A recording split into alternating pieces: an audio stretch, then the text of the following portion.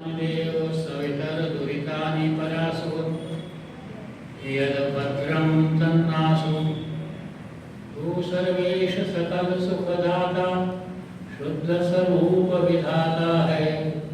उसके कष्ट नष्ट हो जाते जो तेरे भिंगाता है। सारे दुर्गुण दुर्व्यसनों से हमको नाथ बचा लीजिए। मंगलमय गुण करुण पदार्थ प्रेम सिंधु हमको दीजिए। श्रद्धा की एकमात्र शक्ति तथा उपस्थित चिंतनशील मननशील पुरुषों प्रत्येक वर्ष 10 November world science day for peace and development के रूप में मनाया जाता है। और आज भी जो है वो 10 नवंबर 2024 है। तो इसकी आज के दिन की विशेषता ये है कि आज अंतर्राष्ट्रीय स्तर के ऊपर हम वर्ल्ड साइंस डे मनाते हैं। आधुनिक विज्ञान ने जो खोज करी हैं, जो अनुसंधान करे हैं, वो वास्तव में अद्भुत हैं, अनुपम हैं, अनूठे हैं। जो सुख और सुविधाएं जनमानस को विज्ञान ने प्रदान की हैं, उनका कोई भी सानी हमको दिखाई नहीं देता। वो वास्तव में अद्भुत हैं। विज्ञान की बहुत सारी शाखाएं हैं। फिजिक्स है, केमिस्ट्री है, बॉटनी है, जूलॉजी है, जियोलॉजी है, एस्ट्रोनॉमी है, मेडिकल साइंस है, इंजीनियरिंग है। और ये जितने भी विज्ञान के विषय हैं, ये विज्ञान हैं, सब मनुष्य के शरीर से जुड़े हुए हैं। ये जो सुख और सुविधा प्रदान करते हैं वो मनुष्य को प्रदान करते हैं, और इनका संबंध जो है वो भौतिक जगत से है। तो इतने चमत्कारी आविष्कार साधन प्रदान करने के बाद भी क्या मानव समाज सुख और सुविधाओं से युक्त हो सका, सुखी हो सका? उत्तर हमको नकारात्मक दिखाई देता है। इसके साथ साथ हमारे समाज के अंदर विभिन्न क्षेत्र हैं जिनका उद्देश्य भी मनुष्य को सुख प्रदान करना है। और उनमें से एक प्रमुख है धर्म। जो वास्तविक धर्म है वो मनुष्य को सुख और आनंद प्रदान करने के लिए ही है।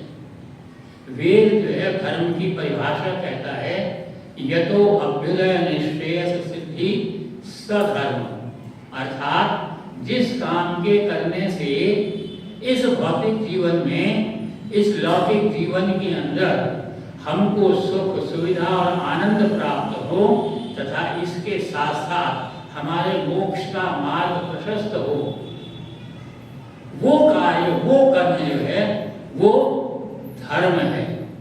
अर्थात धर्म का उद्देश्य भी मनुष्य को सुख और आनंद प्रदान करना है। और दूसरे क्षेत्र हैं, शासन है, प्रशासन है। उसका भी उद्देश्य क्या है? उसका उद्देश्य भी यही है कि प्रजा को सुख प्रदान किया जाए, प्रजा को भोजन प्राप्त हो, अनाज प्राप्त हो, सब्जियां प्राप्त हो, बिजली प्राप्त हो, पानी प्राप्त हो, उसको मेडिकल एड प्राप्त हो, उसको स्वास्थ्य प्रदान किया जाए। ये सारी बातें जो है शासन, और ये सारी ही बातें मनुष्य को सुख प्रदान करती हैं। तो शासन और प्रशासन और सत्ता का भी यही दायित्व है। और कहा तो ये जाता है कि तब तक शासन तंत्र अधूरा है जब तक प्रजा के एक आंख में भी आंसू बाकी है तब तक उसका कार्य अधूरा है। हम राजनीति की ओर देखें तो राजनीति के भी आजकल भी बाई इलेक्शंस का दौर चल रहा है। कई जगह जितने प्रत्याशी हैं, जितनी पार्टियां हैं, एक ही बात कहती हैं, हमें जिता दो, हमें विजय प्राप्त करा दो, सत्ता पर आसीन करा दो, हम आपको सुख प्रदान करेंगे, हम आपके दुखों को दूर करेंगे, हम आपके समाज का जो है विकास करेंगे। सारी बात सुख और आनंद के लिए ही जो है ये नारे जो है लगाए जाते हैं। अर्थशास्त्र का सिद्धांत क्या है? अर्थशास्त्र का सिद्धांत है कि अर्थ को इस प्रकार से व्यवस्थित किया जाए कि greatest happiness for the greatest number of people हो, अर्थात अधिकतम व्यक्तियों को अधिकतम प्रसन्नता, अधिकतम सुख प्रदान किया जाए। और अर्थशास्त्र ने एक सिद्धांत दिया, invention, necessity is the mother of invention. आवश्यकता आविष्कार की जननी है। आप अपनी आवश्यकताएं बढ़ाइए, फिर उनको पूरा करने के लिए नए नए अनुसंधान कीजिए, नए नए साधन बनाइए और अपने सुख के अंदर जो है वो वृद्धि करते हुए चले जाइए। तो निरंतर अर्थशास्त्र भी हमको जो है क्या चाहता है कि भाई सब सुखी हों, क्योंकि आज का जीवन अर्थ के ऊपर आधारित है। आज का समय अर्थ का समय है, इसलिए अर्थ के द्वारा ही मनुष्य को सुख प्रदान किया जा सकता है। यह अर्थशास्त्र की जो है वो उद्देश्य है, लक्ष्य है। लेकिन इतने सारी एजेंसीज होने के बाद भी क्या मनुष्य सुखी हुआ?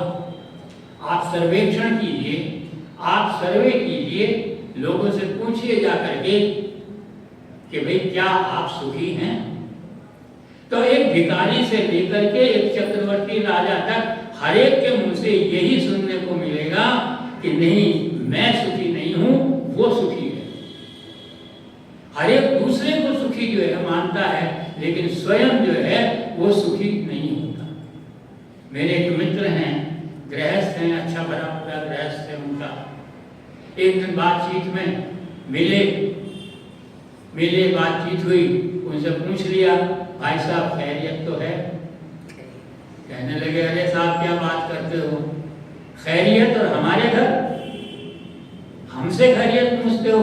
खैरियत तो मयूसों के यहाँ होती है, जिनके गृहस्थी नहीं होती वो समस्याओं से युक्त नहीं होते। वो और जो अकेले हैं उनसे अगर पूछ लो तो कहेंगे सारा सुख और आनंद तो गृहस्थ प्राप्त कर रहा है, हम दुखी हैं। तो इस प्रकार हम देखते हैं कि सुख कहीं नहीं मिलता। सुख प्राप्त करने के, सुख प्रदान करने के लिए सारे ही प्रयत्नशील हैं। अब जरा इतिहास को देखिए, वैदिक युग से लेकर के आज तक अधिकांश जितने भी मनीषी हैं, विचारक हैं, फिलोसोफर हैं, दार्शनिक हैं, चिंतक हैं, ऋषि हैं, महर्षि हैं, मुनि हैं, गुणी हैं, जरा मुनि की तरफ देखिए। तो वैदिक युग की तरफ चलते हैं तो महर्षि कपिल ने सांख्य दर्शन लिखा और सांख्य दर्शन के अंदर प्रमुख सूत्र दिया, अथ त्रिविधि दुखानाम, मतलब उनका निवृत्ति अत्यंत पुरुषार्थ। अर्थ मतलब ये है कि इस संसार के अंदर 3 प्रकार के दुख व्याप्त हैं। वो दुख कौन से हैं? आदि दैविक दुख हैं, आदि भौतिक दुख हैं और आध्यात्मिक दुख हैं। तो सांख्य ने प्रारंभ किया ये सूत्र लेकर के ये बात पुष्टि की कि संसार में दुख ही दुख हैं। चाणक्य की बात करते हैं, चाणक्य कहते हैं, कस्य दोषः न कुलनास्ति व्याधिनां को न पीड़ितः व्यसनं केन न प्राप्तम्। वो कहते हैं ऐसा कौन सा है जिसके कुल में दोष नहीं है, ऐसा कौन है जिसको व्याधि नहीं है, रोग से युक्त नहीं है, ऐसा कौन है जिसके अंदर कोई व्यसन नहीं है। अर्थात सारा समाज जो है वो दुख से पीड़ित है। महात्मा बुद्ध अपने अनुभव के आधार पर कहते हैं ये संसार दुखों का सागर है। क्राइस्ट के बारे में ये कहा जाता है, आज से 2000 साल पहले क्राइस्ट हुए और क्राइस्ट ने चलते वक्त दुनिया से ये कहा कि ऐ दुनिया वालों, मैं संसार के दुनिया के सारे पाप सारे कष्ट की गठरी बनाकर अपने साथ ले जाता हूं। लेकिन उनके जाने के बाद उसी क्षण ना तो कहीं पाप की कमी दिखाई दी और ना कभी दुखों की कमी दिखाई दी, और आज तक जो है उन पापों का उन दुखों की गिनती हजारों गुना जो है ज्यादा बढ़ चुकी है। जगत गुरु शंकराचार्य कहते हैं ये संसार मिथ्या है, ये माया झूठी है, सब कुछ बेकार है, सब कुछ व्यर्थ है। और विडंबना देखिए, जो जगत को झूठा बताते हैं, जगत को मिथ्या बताते हैं, उनके नाम के साथ जगत गुरु लगता है। अब आप बताइए कि जगत गुरु कैसे होंगे?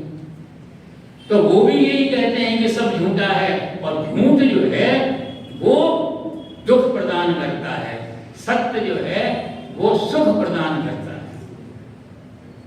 गुरु नानक देव का जुमला जो है वो आम लोगों के जबान के ऊपर हमको सुनने को मिलता है, नानक दुखिया सब संसार, सब दुखी हैं, सब दुखी हैं। लेकिन 19वीं शताब्दी के अंदर महर्षि दयानंद का प्रादुर्भाव हुआ और महर्षि दयानंद ने कहा कि भाई दुख है, ये बात सही है, लेकिन दुख के साथ संसार में सुख भी है। दुख और सुख दोनों हैं। उनकी मान्यता ये थी कि जितने दुख हैं उनमें से 70% दुख जो हैं वो आपके स्वयं के कारण होते हैं। हम स्वयं उन दुखों का कारण है, और दुख की निवृत्ति हो सकती है।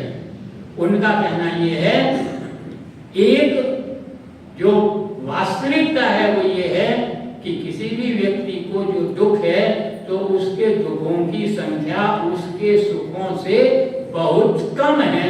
सुख बहुत अधिक है, दुख बहुत कम है, लेकिन एक ही दुख मनुष्य को इतनी पीड़ा प्रदान करता है, इतना दर्द देता है कि वो जो सुख है उनको भूल जाता है, वो अदृश्य हो जाते हैं, दुख जो है वो हावी हो जाता है। और इसके साथ साथ महर्षि दयानंद कहते हैं कि दुखों को सुखों के अंदर परिवर्तित किया जा सकता है। अब कैसे परिवर्तित किया जा सकता है? तो महर्षि दयानंद का तो एक ही आधार था और वो था वेद।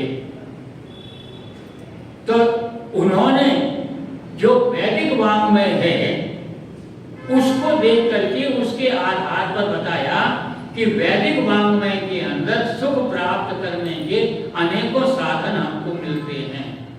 जैसे वर्ण आश्रम व्यवस्था है, जैसे संस्कार है, जैसे योग है, जैसे यज्ञ है। और इसके साथ साथ महर्षि दयानंद की यह मान्यता थी कि वेद मानवता के जीवन मूल्यों का घोषणा पत्र है, और ये जीवन मूल्य ही वास्तव में किसी भी व्यक्ति के लिए सुख का आधार होते हैं। अब जीवन मूल्य कौन से हैं? जीवन मूल्य सत्य है, जीवन मूल्य अहिंसा है, जीवन मूल्य शौच है, संतोष है, तप है, अपरिग्रह है, विश्व बंधुत्व है, परिवार का पालन है, राष्ट्र की भक्ति है, सामाजिकता है। यह सारे जीवन मूल्य हैं, और इन जीवन मूल्यों से को धारण करके हम सुख को प्राप्त कर सकते हैं और दुखों को दूर कर सकते हैं। यह मान्यता महर्षि दयानंद की थी। लेकिन इन जीवन मूल्यों में भी जो सर्वोपरि है वो सत्य है। इसीलिए महर्षि दयानंद ने जो खोज की वो भी सत्य की खोज की। उन्होंने जो अमर ग्रंथ लिखा उसका नाम भी सत्यार्थ प्रकाश दिया। उन्होंने आर्य समाज की स्थापना की और आर्य समाज के 10 नियम दिए, और उन 10 नियमों में जो पहले 5 नियम हैं वो सत्य का ही उनमें ऊंचा उल्लेख किया हुआ है और सत्य को ही लेकर के चलते हैं। तो इस प्रकार से महर्षि दयानंद की दृष्टि में सबसे बड़ा जीवन मूल्य अगर कोई है तो वो सत्य है। और अगर हम देखें हमारे समाज के अंदर, हमारे देश का जो राष्ट्रीय चिन्ह है, राष्ट्रीय प्रतीक है, उसके ऊपर स्वर्ण अक्षरों में लिखा हुआ है सत्यमेव जयते। कोई और जीवन मूल्य नहीं लिखा हुआ रहा। इसका मतलब सबसे ज्यादा महत्व किसका है? सत्य का है। सत्यमेव जयते, सत्य की ही जो है वो जय होती है। अब तो परंपराएं बदल गई, धारा बदल गई, लेकिन जब हम पढ़ते थे तो हमें इस बात का ध्यान है, जब दीक्षांत भाषण होते थे, 4 बार दीक्षांत भाषण के अंदर डिग्री लेने का अवसर प्राप्त हुआ तो कोई मुख्य अतिथि आया करते थे, कोई बहुत बड़ी डिग्नेटरी आते थे, वो जो है वो भाषण दिया करते थे, दीक्षांत भाषण दिया करते थे। काउंसलर होते थे यूनिवर्सिटी के, चांसलर होते थे, और वो चांसलर या मुख्य अतिथि हम सबको खड़ा करके जो है एक कागज लेकर के बोला करते थे और हमसे कहते थे इसको दोहराओ, इसका वाचन करो। और वो क्या शब्द होते थे, क्या वाक्य होते थे? सत्यम वद धर्मम चर स्वाध्याय मात्रम। तो ये जो सत्य है ये वास्तव में सबसे बड़ा जीवन मूल्य है जिसको हम धारण करें, और यही हमको जो है सुख प्रदान कर सकता है। अब सत्य के द्वारा सुख प्रदान प्राप्त करने के लिए जिन साधनों का हम उपयोग करते हैं, तो हमको सुख प्राप्त कब होगा? जब हमें उसके प्रयोग का सत्य ज्ञान हो, सही ज्ञान हो। और अगर हमें उसका सही ज्ञान नहीं है, उस सुख को प्राप्त करने का सही मार्ग पता नहीं है, तो हम निश्चित रूप से दुख को प्राप्त करेंगे। तो सही होना चाहिए। मैं आपसे निवेदन करूं, अक्सर गर्मियों में छुट्टियों में घर जाता हूं, एक बार बहुत तेज गर्मी थी जब अपने घर पहुंचा, और वहां पर उसका तापक्रम जो है गर्मियों में 48, 49, 50, 51, 52 डिग्री तक होता है। किसी ने कहा इस गर्मी में क्यों जा रहे हो? मैं कहा कोई बात नहीं, एसी है घर में, उसको ऑन कर लेंगे, हर कमरे में लगा हुआ है। घर पहुंचे, ऑन किया, एसी चला नहीं, सारी लाइन देख ली, सारी जाली धो दी, साफ कर दी, लेकिन एसी नहीं चला। फिर एसी के टेक्नीशियन को फोन किया, गर्मियों में बहुत व्यस्त होते हैं, आज नहीं आ सकता था, कल आऊंगा। सारी रात और सारा दिन गर्मी के दुख को सहन करते हुए बीत गया, और अगले दिन वो टेक्नीशियन आया और उसने कुछ नहीं किया, केवल मात्र रिमोट खोल करके सेल चेंज कर दिए, सेल भी जो है थे नए सेल डाल दिए और एसी चल दिया। तो एक छोटा सा अज्ञान का, एक छोटी सी अविद्या जो है वो दुख का कारण बन जाती है, और सत्य ज्ञान जो है वो हमें सुख की ओर ले जाता है। तो वास्तव में सत्य ज्ञान जो है वो सत्य का एक सोपान है। केवल मात्र सत्यम वद ही, सत्य बोलना ही सत्य नहीं है। सत्य के अनेकों सोपान हैं, अनेकों सीढ़ियां हैं जिन पर चढ़ करके हमको चलना पड़ेगा और सत्य को प्राप्त करना पड़ेगा। तो सबसे पहला सोपान जो है, सबसे पहली सीढ़ी जो है वो क्या है? सत्य ज्ञान है। मिथ्या ज्ञान जो है, झूठा ज्ञान जो है, वो हमेशा दुख का कारण बनता है। आज समाज के अंदर जो अव्यवस्था फैली हुई है, जो स्वार्थ, झूठ, छठ, कपट, जो कुछ भी है, पाखंड, जो अंधविश्वास, जो कुछ भी पैदा हुआ है, ये केवल मात्र मिथ्या ज्ञान के आधार पर है। और चाहे वो व्यक्तिगत हो, चाहे सामाजिक हो, चाहे राष्ट्रीय हो, मिथ्या ज्ञान जहां होगा वो हमको दुख के गर्त में, पतन के गर्त में धकेलेगा। चाहे हमारा इंडिविजुअल हो, व्यक्तिगत हो, चाहे आज से 50 साल पहले की करीब क्या था, जो आदिवासी होते थे, जंगलों में रहा करते थे, कबीलों के रूप में रहते थे, शहरों के अंदर, गांव के अंदर बैंक लगा करती थी, साप्ताहिक बाजार लगा करते थे, मेले लगते थे। वो आदिवासी आते थे अपनी आवश्यकता की वस्तु में लेकर, फिर चले जाते जंगलों में और अपना जो है जीविका जो है वो चलाया करते थे। लेकिन जो मुख्य धारा थी विकास की, शहर की, गांव की, उससे वो लोग जुड़े हुए नहीं थे, मुख्य धारा से अलग थे।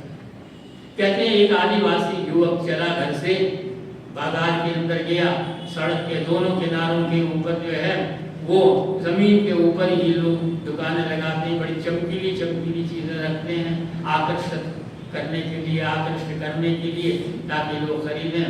ये आया, इसने एक जगह चमकीली चीजें देखी, वहीं एक शीशा, एक दर्पण रखा हुआ था, और वो दर्पण जो है इसको अच्छा लगा, ये लाया, ला करके अपने घर में सजा दिया, अपने काम पे चला गया। इसकी पत्नी आई, देखा क्या चीज लाए हैं मेले से, देखा शीशे के सामने जाकर देखा तो अपनी ही शक्ल उसके अंदर दिखाई दी और जोर जोर से रोने लगी, क्योंकि शीशा कभी जिंदगी में देखा नहीं, शीशे का ज्ञान ही नहीं था। जोर जोर से रोने लगी, अपनी सास को कहा, माँ जी सुनो, माँ जी आपका बेटा कैसा है, आपका बेटा जो है वो भ्रष्टाचारी है, आपका बेटा तो सदाचार नहीं है, चरित्रहीन है। अरे भाई बात क्या हुई कि ये दूसरी पत्नी ले आया, दूसरी औरत को घर में ले आया। माँ ने कहा नहीं, मेरा बेटा ऐसा नहीं है, वो ऐसा नहीं कर सकता। तो उसने कहा देख लो सामने जा करके। अब सास ने जो है वो जब शीशा देखा तो उसने अपनी शक्ल देखी, और अपनी शक्ल देखी तो सास के जो है वृद्धा थी, मेरे तरह से दांत भी नहीं थे, बाल भी सफेद थे, गालों में गड्ढे भी पड़े हुए थे, जर्जर अवस्था का चेहरा दिखाई दिया। तो वो जोर जोर से चिल्लाने लगी, अरे बड़ा नालायक है, चरित्रहीन तो है ही, साथ में अकल भी नहीं है, पागल है बिल्कुल। अरे घर में लाना भी था तो कम से कम किसी युवा युवती को तो लाता, बुढ़िया को लेकर के क्यों चलाया घर के अंदर। तो एक छोटे से शीशे के अज्ञान के कारण सारा परिवार दुख से ग्रस्त हो गया। तो इसलिए कहते हैं, हमारा जो वैदिक वाङ्मय कहता है कि सबसे पहली आवश्यकता किस बात की है, सत्य ज्ञान की है। इसीलिए महर्षि दयानंद आर्य समाज के एक नियम के अंदर कहते हैं, वेद सब सत्य विद्याओं की पुस्तक है, वेद का पढ़ना पढ़ाना और सुनना सुनाना सब आर्यों का परम धर्म है, ताकि आप अविद्या से दूर रहें। तो दयानंद एक नियम में ये भी कहते हैं, अविद्या का नाश और विद्या की वृद्धि करनी चाहिए, क्योंकि अविद्या जो है वो दुख प्रदान करती है, विद्या जो है वो सुख प्रदान करती है। तो इस प्रकार से जो पहला सोपान है, पहली सीढ़ी ये है कि अगर हमारा ज्ञान सच्चा होगा, हमारी नॉलेज सही होगी, जिस क्षेत्र में भी हम जा रहे हैं, हम दुख प्राप्त नहीं करेंगे, सुख प्राप्त करेंगे, और दुख आएंगे भी तो अपने ज्ञान के आधार पर दुखों को सुख के अंदर परिवर्तित कर लेंगे। दूसरा जो सुख प्राप्त करने का तरीका है वो है सत्संग। संग जो है, आपकी कंपनी जो है वो सही होनी चाहिए, संग जो है सत्य होना चाहिए। महात्मा आनंद स्वामी जी ने अपनी एक किताब के अंदर लिखा, एक कथानक लिख रहे थे, और उसके अंदर लिखा कि गली में बाजार के अंदर एक आदमी ठेले के ऊपर खूब सारे संतरे रखे हुए बेच रहा था, और जोर जोर से आवाज आ रहा था, अच्छे संग करे, अच्छे संग करे। जो अच्छा संग रखोगे तो तर जाओगे, सुख प्राप्त करोगे। कुसंग होगा तो क्या होगा, दुख प्राप्त करोगे। कुसंग हमेशा जो है दुख का कारण बनता है, अच्छा संग हमेशा सुख का कारण बनता है। कार्लाइल एक बहुत बड़े विचारक हुए हैं। कार्लाइल के जीवन की जब बचपन के जीवन की घटना है, स्कूल जाते थे, दो रास्ते थे, एक घर से मेन रोड थी, चौड़ी सड़क थी, रास्ता था पक्का, वो स्कूल को जाता था। दूसरा अंदर गलियों से होकर के जाता था, अंदर से गलियों पर होने वाला रास्ता छोटा था, सड़क वाला रास्ता जो है वो मेन रोड वाला रास्ता लंबा था। लेकिन कार्लाइल गलियों के रास्ते से घर से स्कूल जाते थे। लेकिन एक विशेषता ये थी कि जो गलियों वाला रास्ता था, वो रहने वाली जो कॉलोनीज थी वो बड़े नीच प्रकृति के व्यक्तियों की थी, जो हमेशा जो है नशा करते थे, शराब पीते थे, आपस में लड़ते थे, झगड़ते थे, एक दूसरे को गालियां देते थे, मारपीट करते थे। अचानक एक दिन कार्लाइल के पिता ने पूछा अपने बेटे से, बेटा कौन से रास्ते से जाते हो? तो कहने लगा जी छोटे रास्ते से जाता हूँ, गलियों से होकर जाता हूँ। बोले नहीं, मेन रोड से जाया करो, जो प्रॉपर वे है, पाथ है, उससे जाया करो, सही रास्ते से जाओ। बोले नहीं, इधर से जाने में समय कम लगता है, समय का दुरुपयोग कम होता है। तो बोले नहीं, उधर बहुत गंदे लोग रहते हैं, खराब लोग रहते हैं, निम्न कोटि के लोग रहते हैं, उधर से जाना अच्छा नहीं है। कार्लाइल ने बात नहीं सुनी कि पता नहीं इनको क्या हो गया है, बिना बात को अपना टाइम क्यों वेस्ट करूं, समय की बचत करनी चाहिए। जाता रहा, अचानक कार्लाइल बीमार हो गया, उसको बुखार हो गया, बुखार तेज होता गया, बढ़ता गया और एक स्थिति ऐसी आ गई जब वो उस बुखार के अंदर जो है बड़बड़ाने लगा, बकवास करने लगा, जिसको हमारे यहाँ आम भाषा में सरसाम बोलते हैं। सरसाम हो गया, डॉक्टर को बुलाया। पिता ने डॉक्टर से ये प्रार्थना की, ये रिक्वेस्ट करी कि आप इसका डायग्नोस्टिक ट्रीटमेंट तो बाद में कीजिए, पहले ये जो बोल रहा है इसको डायरी में नोट कर लीजिए। उनका भी ये मेरा काम नहीं है, लेकिन चलो मित्रता थी, जानकारी थी, बात मान ली, रिक्वेस्ट की, लिख लिया, ट्रीटमेंट दिया, दवाई दी, चिकित्सा हुई, कार्लाइल सही हो गया। डॉक्टर ने कहा तुम्हारी बीमारी दूर हो गई। गया पिता के पास, अब मैं भला चंगा हो गया हूँ, डॉक्टर ने फिटनेस का सर्टिफिकेट दे दिया, अब मैं स्कूल जाना शुरू करता हूँ। पिता ने कहा नहीं, अभी तो पूरी तरह से सही नहीं हुए। गया डॉक्टर के पास कि डॉक्टर के पास जाओ, उनसे कहो कि डायरी के अंदर जो बीमारी लिखी हुई है उसका इलाज और करना है। कहा पता नहीं पिताजी को क्या सनक सवार हो गई है, कहते कोई डायरी की बीमारी है, उसे दूर करना है। डॉक्टर को ध्यान आया, डायरी का पृष्ठ लेकर उसके सामने रख दिया, उसे पढ़ो। पढ़ने लगा तो बहुत चक्का हुआ, गुस्सा भी आया, क्या पढ़ा रहे हैं मुझसे, ये तो बहुत गंदी गंदी गालियां लिखी हुई हैं। तो कहा बेटा जब तुम होश में नहीं थे, बहुत हाई फीवर हो रहा था, तुमको टेम्परेचर बहुत हाई था, तब ये बातें तुमने बोली थी। तो ये प्रभाव होता है कुसंग का।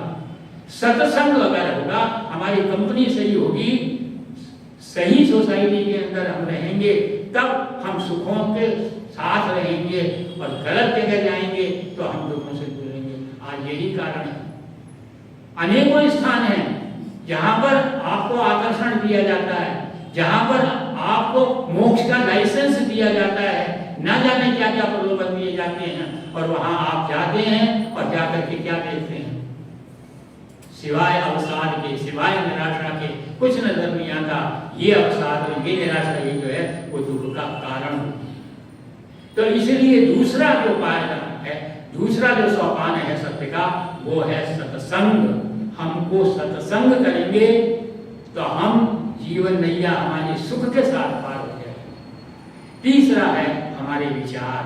हमारे विचार सत्य होने चाहिए। अगर हमारे विचार अच्छे नहीं हैं तो इसका मतलब यह है कि हम दुखों को निमंत्रण दे रहे हैं, क्योंकि विचारों के ऊपर ही सब आधारित हैं। आजकल आप जानते हैं कई पैथी यह मनोवैज्ञानिकता के ऊपर ही आधारित हैं। तो हमारे जो विचार हैं वो सही होने चाहिए, और जहां गलत विचार हुए वहीं हम दुख की तरफ आगे बढ़ने लगते हैं। कथानक काल्पनिक है। नारद जी जा रहे थे, सेठ जी को देखा, अरे सेठ जी ये तो बड़े धर्मात्मा हैं, इन्होंने बहुत सारी धर्मशालाएं बनवाई हैं, बहुत सारे प्याऊ बनवाए हैं, बहुत सारे मंदिर बनवाए हैं, बहुत सारे स्कूल बनवाए हैं। कहा चलो सेठ जी आप बहुत धार्मिक हो, आपको इंद्र के दर्शन करा के लाता हूँ। पहुंच गए इंद्रलोक। इंद्रलोक पहुंचे, नारद जी ने कहा ठहरो, मैं देखूं इंद्र अपने विराजमान है सिंहासन पर या नहीं है, तो मैं तुम्हें इंद्र से मिलवाऊं, वहां से अपॉइंटमेंट ले आता हूँ। फिलहाल तुम इस पेड़ के नीचे आराम करो, थक गए हो यात्रा चल करके वो पेड़ के नीचे सेठ जी बैठ गए, नारद जी चले गए। ठंडी ठंडी सुगंधित वायु जो है कि शीतल छाया थी, सारी थकान दूर हो गई। सोचने लगे कितना सुंदर पेड़ है, अगर काश यहाँ पर एक कुर्सी होती तो मैं बैठ जाता, थक गया हूँ। कहते वो वृक्ष कल्प वृक्ष था, और ऐसी मान्यता है पुराणों के अंदर कि कल्प वृक्ष के नीचे जाकर जो सोचो वो ही हो जाता है। तो कुर्सी आ गई, बैठ गए, फिर सोचने लगे क्या विचार किया, कितना निम्न स्तर का विचार था, कुर्सी मांगी। इससे तो मेरा ये विचार करता कि सुंदर सा पलंग आ जाए, गद्दे लगा हुआ हो, तकिया लगा हुआ हो, ये विचार करना था कि सुंदर कालीन लगा हुआ जो है, बढ़िया गद्दों से सुसज्जित जो है पलंग आ गया, उसमें लेट गए। फिर विचार फिर भी नहीं रुका, फिर भी आगे सोचने लगे, विचार करने लगे कि यहाँ पर बैठा हूँ, घर पे होता तो घर के नौकर चाकर जो है कोई मेरा सर दबा रहा होता, कोई पैर दबा रहा होता, कोई पंखा चल रहा होता। अब इंद्रलोक में नौकर कहाँ से आए, उनके वहां से मृत्युलोक से, तो वो जो है वहां तो परियां होती हैं, वो परियां आ गई और वो परियां आकर के कोई परी सर दबाने लगी, कोई पंखा चलने लगी, कोई पैर दबाने लगी। फिर सेठ जी घबरा गए, बोले ये क्या मुसीबत आके खड़ी हो गई, ये इतनी सुंदर सुंदर रमणीय यहाँ आकर के, काश मेरी पत्नी ने मुझे अगर इनके साथ देख लिया तो झाड़ू से ही खबर लेगी मेरी। तो पत्नी झाड़ू लेकर के आ गई, पत्नी झाड़ू लिए हुए पीछे दौड़ रही है, सेठ जी आगे चल रहे हैं। इतनी देर में नारद जी आ गए, पूछा भाई ये क्या दृश्य है, ये क्या नाटक है, सारी बात बता दी। तो बोले सेठ जी गंदा विचार किया ही क्यों, ऐसा विचार बिगड़ने वाला विचार किया ही क्यों, अच्छा विचार जब तक रहा तब तक सुख पाया, जैसे ही खराब विचार आया आपको दुख प्राप्त होना शुरू हो गया। इसलिए जो तीसरा सोपान है वो ये है कि हमारे विचार जो है वो सत्य होने चाहिए। और आजकल की विडंबना यही है कि आज जो युक्तियां हमारे सामने हमारे नवयुवक, हमारे बच्चे प्रयोग में ला रहे हैं, वो विचारों को दूषित कर रहे हैं, और दूषित विचार होने के कारण ही हमारी संतति जो है वो पतन के गर्त की ओर बढ़ती चली जा रही है।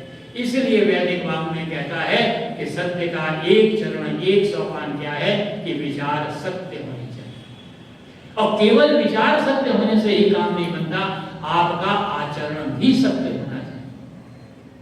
आप विचार कितने ही अच्छे रखें, लेकिन अगर आपका आचरण सही नहीं है, सदाचार नहीं है, तब आप आगे नहीं बढ़ सकते। तो सदाचार जीवन के अंदर होना चाहिए, सत्य आचरण जो है जीवन के अंदर होना चाहिए। इसीलिए महर्षि दयानंद आर्य समाज के नियम के कहते हैं कि सत्य के ग्रहण करने और असत्य के छोड़ने में सर्वदा उद्यत रहना चाहिए। हमारा जो आचरण है वो सत्य के अनुकूल होना चाहिए। और उन्होंने अपने आचरण में क्षण क्षण जीवन के पल पल के अंदर सत्य को जिया। उदयपुर में महाराज जो है थे, महाराज संग्राम सिंह जी, जो सज्जन सिंह जी जो उनके शिष्य बन गए, उनके प्रति बड़ा आदर और श्रद्धा का भाव रखते थे। स्वामी जी का भी बड़ा उनके ऊपर था, उनको दैनिक उपदेश देते थे, उनको पढ़ाया करते थे। दोनों में बहुत असीम प्रेम और श्रद्धा थी और स्नेह था। और इसी के वश एक बार महाराजा सज्जन सिंह ने स्वामी जी से कहा कि उनके राज्य में एक मंदिर था, जिसको एकनाथ का मंदिर था। नाथ जो उनको राजस्थान का ज्ञान हो, नाथक द्वारा के अंदर आज भी जो एकनाथ का मंदिर है उससे करोड़ों रुपए की आय होती है। तो महाराजा ने कहा कि महाराज इस मंदिर से लाखों रुपए की आय होती है, जिसके द्वारा जो है वेदों का प्रचार आप कर सकते हैं। मेरी आपसे विनम्र प्रार्थना ये है कि इसके महंत बन जाइए और साथ में मेरे राजगुरु की पत्नी जो है वो प्राप्त कीजिए, इस स्थान पर उस पर जो है आसीन होइए, ये मेरा बहुत बड़ा सौभाग्य होगा। तो महर्षि दयानंद क्या कहते हैं कि महाराजा आपके राज को मैं एक दौड़ में पूरा कर सकता हूँ, लेकिन उस परम पिता जगत नियंता के राज को छोड़ करके मैं कहाँ जा सकता हूँ, कैसे जा सकता हूँ, नहीं जा सकता। तो यह था सत्य की आचरण। कोई भी परिस्थितियां आए, जो आप सत्य का आचरण नहीं छोड़ते वो हमेशा विजय होते। यही तो महाभारत सिखाती है, यही तो रामायण सिखाती है कि आचरण हमारा सत्य होना चाहिए, कभी भी सत्य से डिगा हुआ नहीं होना चाहिए। और फिर इसके बाद आ जाता है सत्य व्यवहार। जहां हम आचरण करते हैं वह हमारा व्यवहार भी सत्य है। योग के अंदर जो यम और नियम है, जो 5 यम है और 5 नियम है, वो यही तो बताते हैं कि भाई 5 यम कौन से हैं, वो हमको ये बताते हैं कि हमारा दूसरों के साथ व्यवहार कैसा होना चाहिए। 5 नियम ये हैं कि हमारा स्वयं का आचरण कैसा होना चाहिए। तो हमारा व्यवहार जो है वो कैसा होना चाहिए, तो व्यवहार सत्यता से पूर्ण होना चाहिए, व्यवहार के अंदर विनम्रता आनी चाहिए, विनीत होना चाहिए, सत्य के ऊपर अडिग होना चाहिए। दोनों बातें व्यवहार के अंदर होनी चाहिए। और यही बात मैं आपसे, व्यवहार मनुष्य की सफलता और असफलता को निर्धारित करता है। महर्षि दयानंद का ही जीवन की घटना है, सबको आपको याद होगी कि स्वामी जी की कुटिया के पास एक दूसरे सन्यासी की कुटिया थी। रात दिन स्वामी जी को अपशब्द बोलते थे, गाली देते थे, उनकी साधना में बाधा डाला करते थे। एक दिन स्वामी जी के जो श्रद्धालु थे, समर्थक थे, वो एक टोकरे के अंदर फल लाए और लाकर के स्वामी जी को अर्पित किए। स्वामी जी ने सारी टोकरी खाली कर दी और उन फलों में से जो सबसे अच्छे फल थे वो टोकरी के अंदर रख करके जो है कहा कि जाओ इन पड़ोस में जो बराबर में सन्यासी हैं, स्वामी जी महाराज हैं, इनको दे आओ। बोले महाराज भी तो रात दिन आपको गाली देते, आप इनको अच्छे अच्छे फल दे रहे हो। बोले अरे वो थक जाते होंगे, ये फल खा करके उनके अंदर थोड़ी शक्ति आ जाएगी, हो सकता है कुछ मानसिक परिवर्तन भी हो जाए। वो फल ले जाकर के लिए उन महात्मा का हृदय परिवर्तन हो गया, आके स्वामी जी के चरणों में बैठे। तो मनुष्य का व्यवहार क्या नहीं करा सकता। स्वामी श्रद्धानंद गुरुकुल कांगड़ी स्थापित किया, उस समय का दुर्दांत डाकू था, अंग्रेजों की पुलिस कांपती थी जिसके नाम से सुल्ताना डाकू। वो सुल्ताना डाकू ने सोचा कोई नया गुरुकुल बना है, कोई नया स्कूल बना है, जाकर उस पर डकैती मारते हैं। संदेशा भेज दिया, ऐसे नहीं जाया करता था वो, संदेश भेज करके जाता था और तब डकैती करता था। स्वामी जी को पता लगा, आधी रात को गुरुकुल कांगड़ी के दरवाजे पर आकर सड़क के ऊपर सीना तान करके खड़े हो गए। सुल्ताना डाकू अपने गांव लश्कर के साथ आया, सबके कंधे पर बंदूकें थी, सब घोड़े पर सवार थे। खैर वार्तालाप हुआ, समय नहीं है, घड़ी की सुई बहुत तेजी से बढ़ रही है, तो वो उन्होंने जो है जो वार्तालाप हुआ, जो व्यवहार था स्वामी श्रद्धानंद का सुल्ताना डाकू से, उसका परिणाम ये हुआ सुल्ताना डाकू अपने घोड़े से उतरा, स्वामी जी के चरण स्पर्श किए, दोबारा घोड़े पर बैठा और वापस चला। तो व्यवहार जो है, जो सत्य व्यवहार है, तो इसीलिए महर्षि दयानंद क्या कहते हैं, सबसे प्रीति पूर्वक धर्मानुसार यथा योग्य व्यवहार करना चाहिए। तो व्यवहार के अंदर सत्यता जब तक नहीं होगी तब तक हम जीवन में सफल नहीं हो सकते, हम सुखी नहीं हो सकते। आपको अपने जीवन की घटना सुनाता हूँ। हमारे यहाँ एक प्रिंसिपल थे, उन प्रिंसिपल के रिटायरमेंट में 3 साढ़े 3 साल रह गए। नियम तो ये है कि उनकी इच्छा अनुसार जो है पोस्टिंग दी जाती है, उनको एक स्थान पर भेज दिया गया। जैसे ही उनका ट्रांसफर ऑर्डर आया, उनकी मित्र मंडली ने उनको फोन करना शुरू कर दिया, प्रिंसिपल साहब बधाई हो।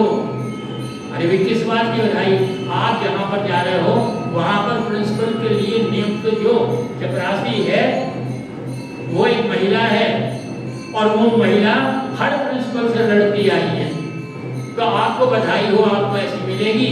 और याद दिलाने, आपसे पहले जो प्रिंसिपल थे, एक दिन गुस्से में उस महिला ने जो है, उस चपरासी ने प्रिंसिपल का खड़े होकर कॉलर पकड़ लिया और जो आपका जो ऑफिस का हेड है, ऑफिस सुपरिंटेंडेंट है, वो आतंककारी गतिविधियों में 9 महीने तक जेल रहा, पता नहीं कैसे छूट के आके फिर सर्विस में बैठ गया।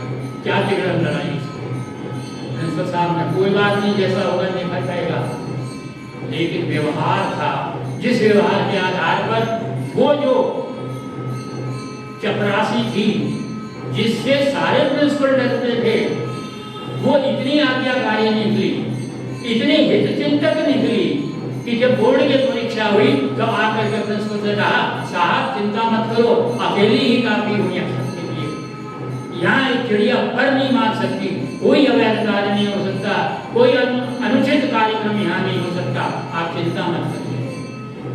और जहाँ कोई परेशानी आती, वो ऑफिस सुपरिटेंडेंट जो आतंककारी था, वो सबसे बड़ा प्रिंसिपल का सहायक निकला। ये होता है व्यवहार का परिणाम। तो जब तक हमारा व्यवहार सही नहीं होगा तब तक हम जो है सुख की ओर नहीं चल सकते, सफलता की ओर नहीं चल सकते। और अंतिम सोपान है वो है सत्य आहार।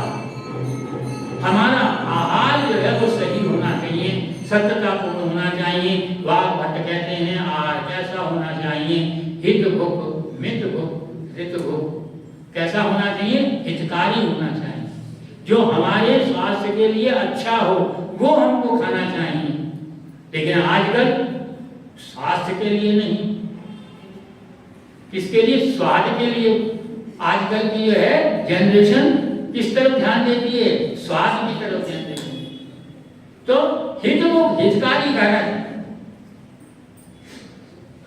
और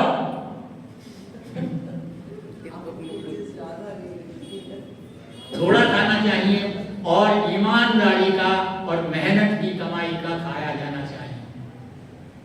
आज क्या हो रहा है? हम चाहते हैं चीनी भी मुफ्त मिल जाए, आटा भी मुफ्त मिल जाए, तेल भी मुफ्त मिल जाए, बिजली भी मुफ्त मिल जाए, मकान भी मुफ्त मिल जाए, सब कुछ मुफ्त मिल जाए, तो बताओ सुख कहां से मिलेगा? सुख तो तभी मिलेगा जब आप ईमानदारी के साथ, मेहनत के साथ अपनी कमाई करेंगे। तो मेरा निवेदन ये है कि जो हमारा वैदिक वाङ्मय बोलता है, कहता है, उसके अनुसार जीवन मूल्यों को जीवन के अंदर अगर हम ढालेंगे, तब विज्ञान के द्वारा दी गई सुख और सुविधाओं को ग्रहण करेंगे, उनका उपयोग करेंगे, तब वास्तव में हमारे जीवन के अंदर जो है सुख, समृद्धि और आनंद को हम प्राप्त कर सकेंगे। और तब जो है अगर हम वर्ल्ड साइंस डे मनाते हैं तो वास्तव में वो पीस के लिए हो सकता है, वो रिवॉल्यूशन के लिए सही हो सकता है, और वो जो है डेवलपमेंट के लिए भी जो है काम में आ सकता है। तो सबसे बड़ी सुख का जो बीजारोपण है वो हमारे जीवन मूल्यों के